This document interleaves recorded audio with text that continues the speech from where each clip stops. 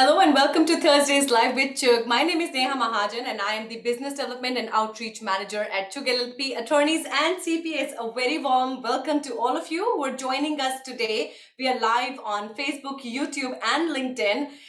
Today, we're going to talk about a very important topic, that is CSPA and documented dreamers. Well, we've all heard about DACA and dreamers. You may not have heard about documented dreamers.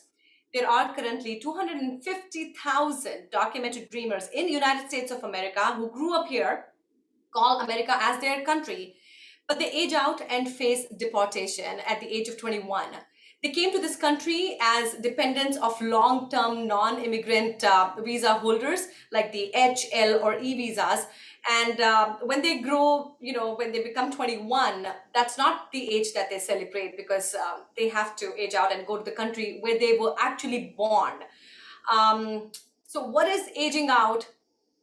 Who are these kids? Why are they not protected by the current system, by the current immigration system? What happens to them when they age out? Is there any way that they can, continue to stay with their families here in the United States of America and not be, the families not be taken apart? We will explore all of this and more on today's discussion.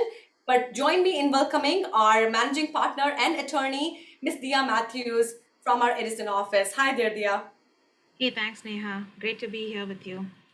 Yes, likewise. I always enjoy these sessions with you, Diya. So today's topic is important: CSPA, Child Status Protection Act, and documented dreamers. But before we dive into this topic, Diya, I would really want to talk to you about the June visa bulletin that was announced this morning, right? And there's a huge jump in the EB2 category for the final action dates for those who were born in India. It's definitely a welcome relief, and I want you to share the news with everybody and tell us what you feel about this. Right. I think my inbox has been exploding since the morning with queries from clients, and I'm sure my colleagues can say the same. So the good news is that the final action dates for EB2 India have moved an entire year from September 2013 until September 2014. So that's significant, even considering the movement in the last few months. And basically, when the date becomes current according to Table A or the final action date chart, then it means that the person is eligible for a green card. So that's why there's so much excitement. And I think most of the queries that I've been getting are from people who had downgraded. They had downgraded or filed the EB3 downgrade based on the approved, the PERM I-140 in 2020. So they were in EB3 and had filed for the adjustment based on the EB3 approved petition. But now that they see that the EB3 dates have retrogressed and the EB2 date has become current, they want to know whether they should refile the adjustment application based on the EB2 or whether they should do the interfiling. So I think a lot of queries, pouring in now are mostly around that. Yeah, absolutely. And one of the larger questions still remains, while the dates have moved into 2014, but there are still a lot of people waiting approvals from 2012 and 2013. Will USCIS continue to adjudicate those cases, bring in the approvals, or is it going to be another backlog? We don't know. Back in January, USCIS had announced that the cases who are eligible could interfile, right? Just so that the process can get faster. But we don't know if the process has become faster in real life. Yes, and that's unfortunately, there's a little bit of opaqueness over there. The good news is that USCIS had come out and given us this clear guidance in January 2022 this year, stating that people should interfile. They should request the transfer of basis. If there is an approved EB2, then they should proactively request USCIS to use that instead of the EB3. And so basically what USCIS is saying is that there is no need to refile the 485 if you already have a 485, because refiling a 485 application, basically, it's just more work for the agency as well as, for everyone. Plus it's, there's going to be costs around it. So instead of that, the more streamlined, efficient process is to request interfiling. So we've been, and I'm sure a lot of immigration practitioners have been putting in these interfile requests ever since the guidance came out, or even maybe even before that. But surprisingly, we've not been seeing the adjudications based on that. So I think the expectation was that as soon as the interfile request is put in, USCIS will start approving these cases based on the EB2. But it seems that they have not been acting as quickly as we hoped that they would. But Yeah. maybe by the end of the fiscal year, who knows? Maybe they are just collecting everything and pre-adjudicating these cases, and maybe all of a sudden we'll have these approvals come in. Yeah, I hope that happens, because if it doesn't, those, especially those born in India, have been, because they were born in a highly populated country, definitely outside of their control, right? But American laws are such that it dictates a 7% per country cap to allow anybody, for their final act, to get their green cards processed, really.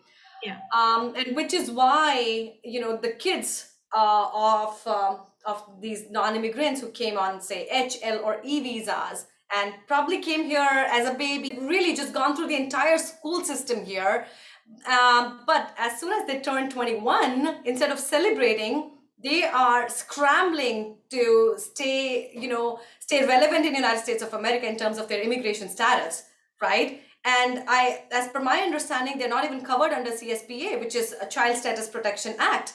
So what happens to these kids, Diya? I want to talk about that. That's the premise of our discussion today.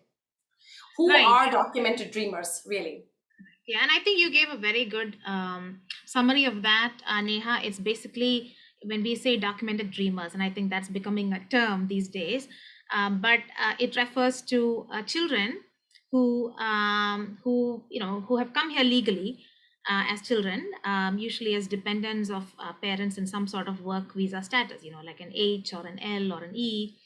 And then, despite having maintained lawful status throughout, did all the right things, they still age out of the immigration system at the age of 21.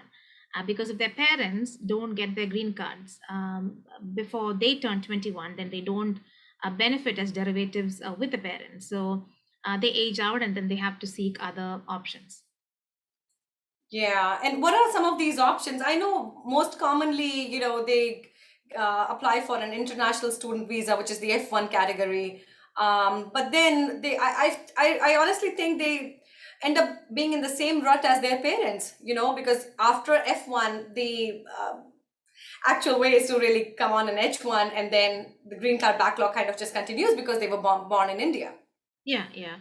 So it's kind of heartbreaking, and I know this is a topic that's close to you, for you as well as for me, Neha, because we deal with so many of these issues, working with clients from India. And really there's no good option. I'd say, many of them choose to go with the F1 option because this happens when they're in college, right? At the age of 21, many of these kids are in college, and they know that they're going to age out, so they start the process of applying for an F1 early. And then with the F1, they can choose to study and then avail of the OPT. And then if it's a STEM field, etc., then they get more time. But then after that, they have to find an employer who's willing to sponsor them for an H1B or something, just like the parent before them. So I've had cases where I've filed many H1 extensions for the parent, and then now I'm starting to file H1Bs for the son or the daughter. That's um, that's heartbreaking, really. yeah. Yeah, I just want to reiterate right now that the discussion that we are having today is for informational purposes only, and this does not create an attorney-client relationship of any kind. We are live on LinkedIn, Facebook, and YouTube. So if you have any questions for us, our managing partner and attorney, Ms. Diya Mathews, is with us. She'll be happy to answer any of the questions, live here on the chat. Or if you're watching a recorded version, send us your questions. info@chugh.com. That's info at chugh.com. Diya, moving on with the topic, in 2015, Obama administration came up with work authorization for certain H4 visa holders, right?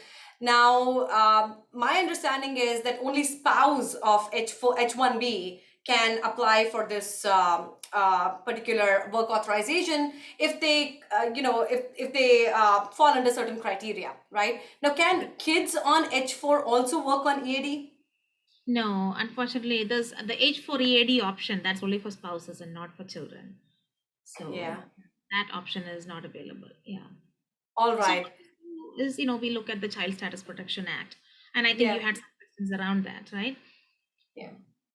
Yeah, absolutely. So my the first question that really comes to my mind is, if there's already a CSPA, Child Status Protection Act, in place in law, in immigration law, why are these kids not protected by it? Right, and that's a good question because I think there is a misunderstanding sometimes that the CSPA will protect everyone, but that's not how it works, right? And when you go to the root of the problem, it is just that when the laws were written, when the provisions were created, I don't think anybody really anticipated that Indians, right, Indian nationals, people born in India, would have such a long wait. Because, up until 10, 15 years ago, you wouldn't have such lengthy wait times, even for somebody who had an approved I-140, even if they were from India, it didn't take this long. So I don't think they really envisioned people waiting this long and so many children aging out of the system.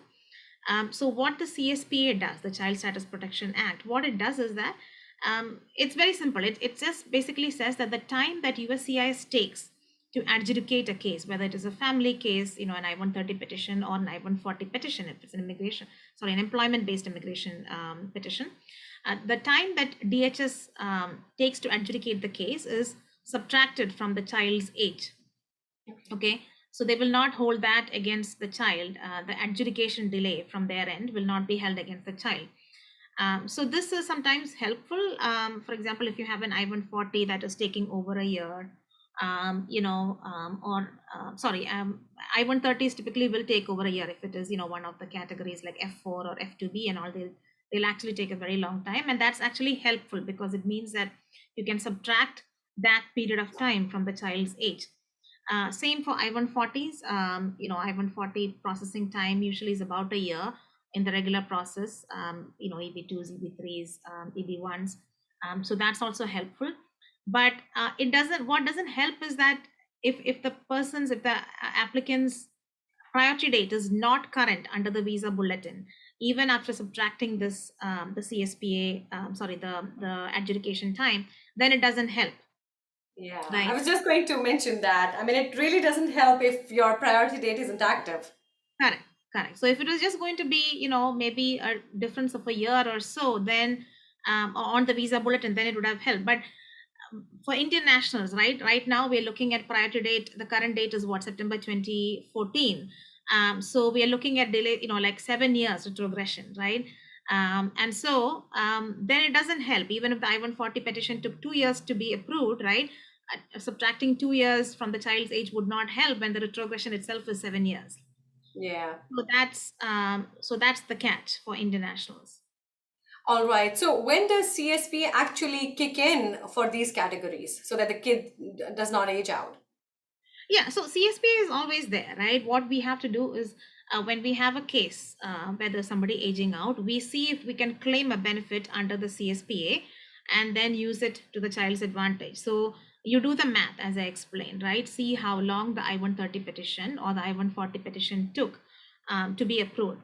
And then you subtract that number of days from the child's age. Now, after getting the adjusted age, right, that we call it the adjusted CSPA age, even with that adjustment, if the child is over the age of 21, by the time the priority date becomes current, then that doesn't help. Then the child is not eligible for derivative benefit with the parent. Yeah.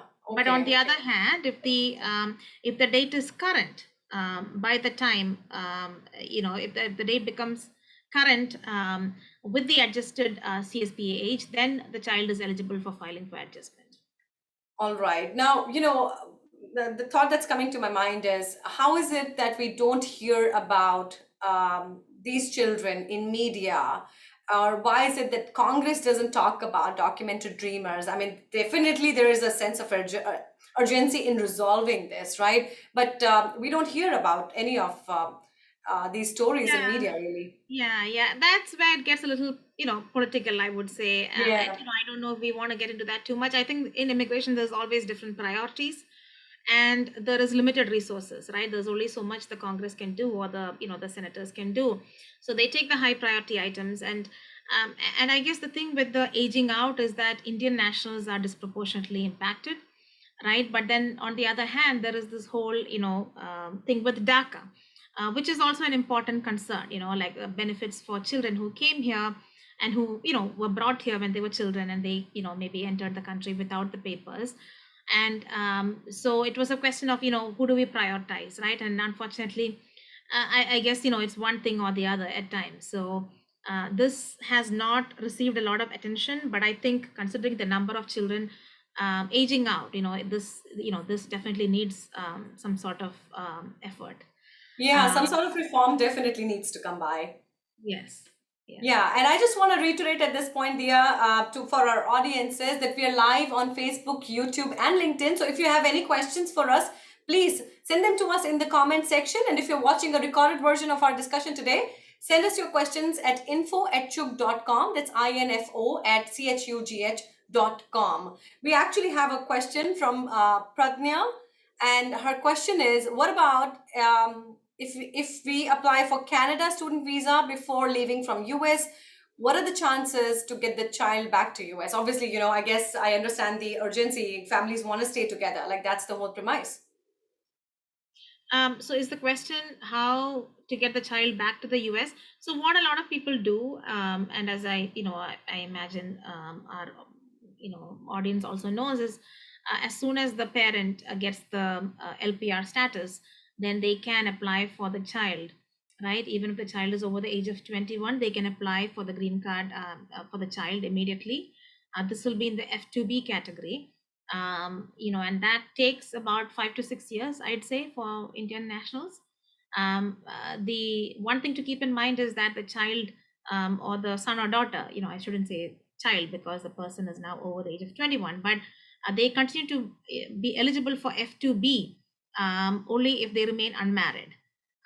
But that's what I see most of my clients do. As soon as they get their green cards, they apply immediately for the child who's aged out, and then hope that the son or daughter, can use that F2B category to get the green card within 5 to 6 years. All right. I hope, Pradnya, that answers your question. Moving on to the set of questions that I have for you, Diya.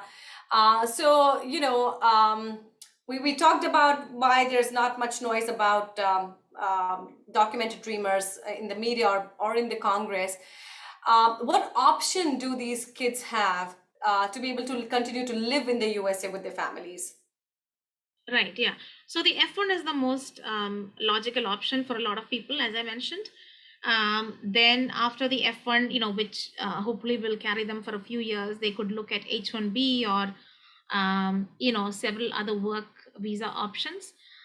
Some of my clients have even been eligible for an O, like depending on the kind of work that they did while they were on student visa and things like that. Some of them actually are eligible for O visas. So that's an option. If the child was born in a country, not India, but some other country, then they could actually, of course, they could just pursue employment-based sponsorship, which if you're not born in India is much faster, right? So that's also something to consider. And then, as I mentioned, the parents should also immediately file the F2B applications for the child as soon as they get their green cards. It might be that the son or daughter will get married and they might not ultimately benefit from the filing, but it's still something that they can, at least leave their option. So file it and then just keep it. Yeah, so the options are pretty much how they're open for anybody else internationally who wants to come into the US, really, except for the F2B part, I guess. Yes.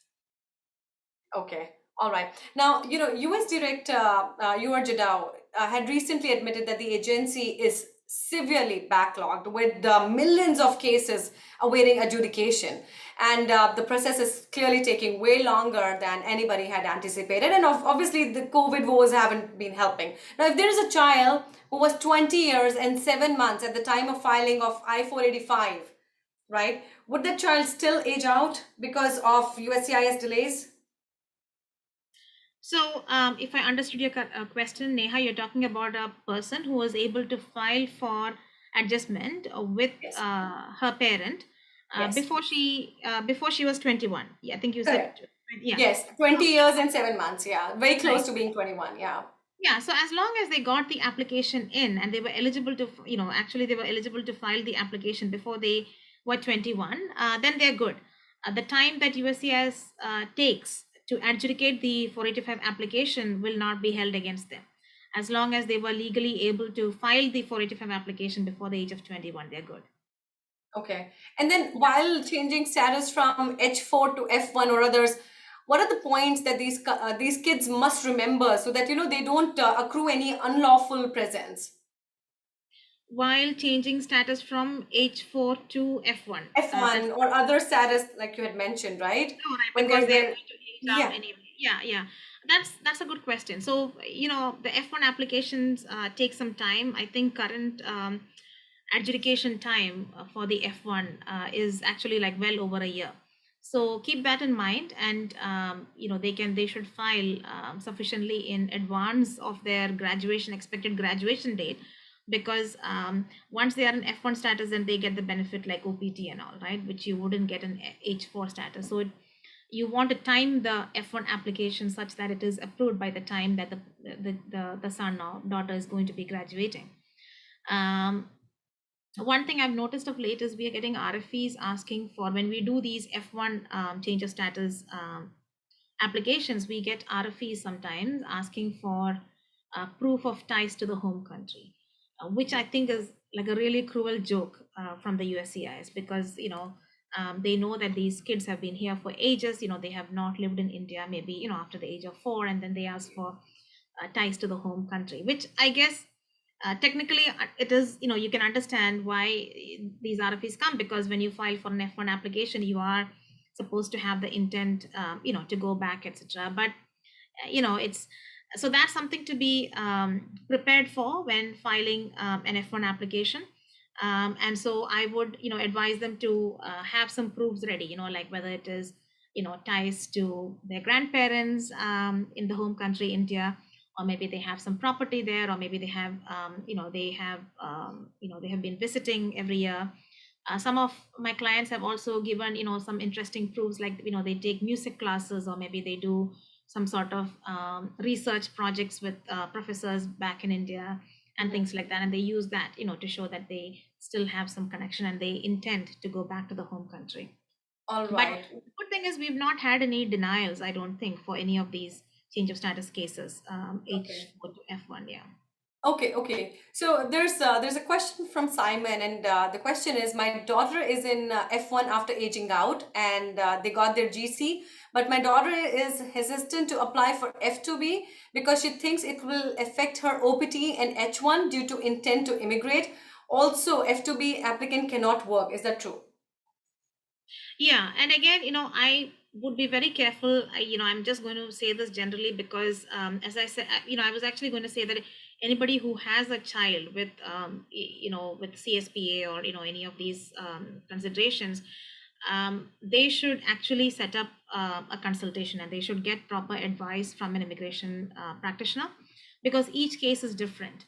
And so, we need to understand, the specific circumstances before we give advice. So for cases like this, and I'll encourage Simon to, maybe reach out separately after this call, because I need to get some more information.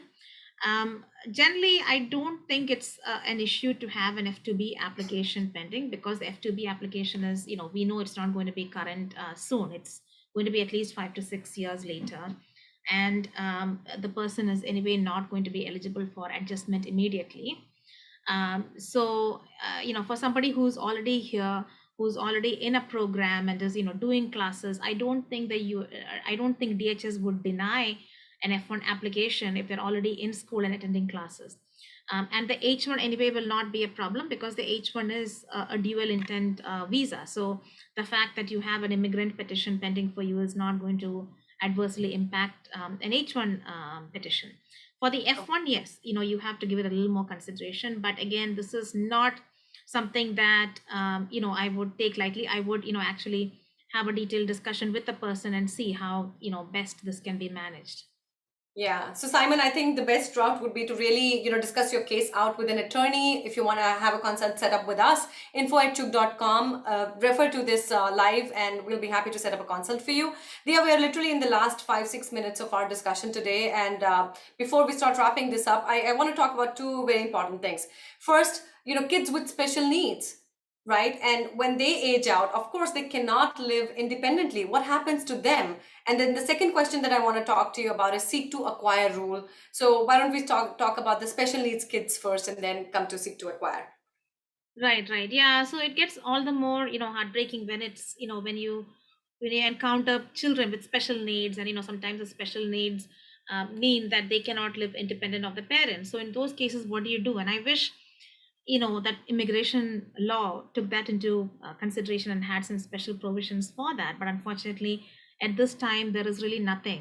First of all, you are, dealing with this whole retrogression for India, and then on top of that, that the child has special needs. So it's a very, we have some of these cases, and it's, unfortunately there is no one solution for these cases.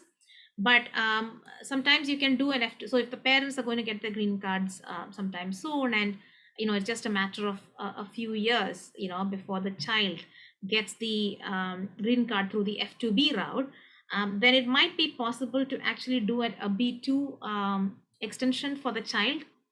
And this is not going to be your typical B1 B2 extension, right? This is going to be a special kind of application. You explain the situation and you say that the child cannot be here. I don't expect the B2 to be extension to be granted indefinitely. It would probably be a few times, but at least that is something. So again, this would be, if you have a situation like this, again, I would encourage you to do a specific consultation with an immigration practitioner and see what options might be available. Yeah, it's always a good idea when you know that you are getting into an immigration situation. Yes, it's good to gather knowledge by going on to some groups, support groups, and all of that. But I guess in the end, it's really helpful because your individual case might have certain nitty-gritties that an immigration consultant or an immigration attorney can really look at and give you a fair advice, instead of falling back on what others are doing, or what might have worked for others might or might not work for you. Yeah. So if you need any consultation, please reach out to us, info@chuk.com. The next question that I want to get into is seek to acquire rule, Dia. I want to understand what this means and how this impacts aging out. Right, right. So it's not really a separate rule. It's part of the whole CSPA, interpretation, and it's basically what it says is that for someone who's using an adjusted age under the CSPA, right? So for them they must seek to acquire an immigrant visa within 1 year of the visa availability, and this law basically is to make sure that nobody's sitting on their rights. So if you know that you are eligible and you got a special adjusted age under by using the CSPA formula, then as soon as you are eligible, and your priority date is current, then make sure you apply for your adjustment. If you're in the US, and you apply for your adjustment within 1 year.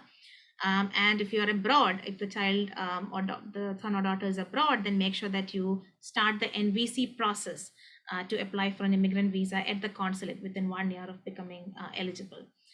Because the law does not want you to sit on your rights, and especially in immigration, the timelines are very important. And there are some compelling cases where they have excused delays, if it's outside your control and things like that. But it's always best not to take a chance. And it gets a little more complicated when you have a situation where like the parent is working in the US. Let's say you have a father who's working in the US in H or L status, and then sometimes the spouse and the children are still abroad and they are studying there, and they don't want to come to the US immediately, etc. But you have to be careful then how you do this whole NVC process and using the follow to join option. So the advice would be to file the 824 application as soon as the father gets LPR status in the US. You don't want to be sitting on that. All right, Diya, thank you so much for your advice and your time. I really, truly appreciate it. We are towards the end of our discussion today. So if you have any questions, I know we've been bombarded with questions. If you have any questions for us that we haven't been able to answer here, and I apologize for that, info@chuk.com. Send us an email, and we'll be happy to take a look at your situation and guide you in the right direction. Until next time, this is Neha, and I will see you next week with another guest on our discussion, and we'll discuss another topic. Diya, thank you so much for joining me today as well.